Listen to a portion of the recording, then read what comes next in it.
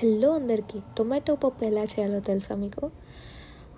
Board మీద ఉన్న ingredients అన్నీ యాడ్ చేసుకొని చింతపండు అండ్ సోక్ చేసుకున్న దాల్లో కొన్ని కట్ చేసుకున్న చిల్లీస్, టొమాటో, ఇంకా ట్యూమరిక్, ఇంకా కొంచెం జీలకర్ర వేసుకొని కుక్కర్ మీద 3 విజిల్స్ వచ్చేదాకా కుక్ చేసుకోవాలి.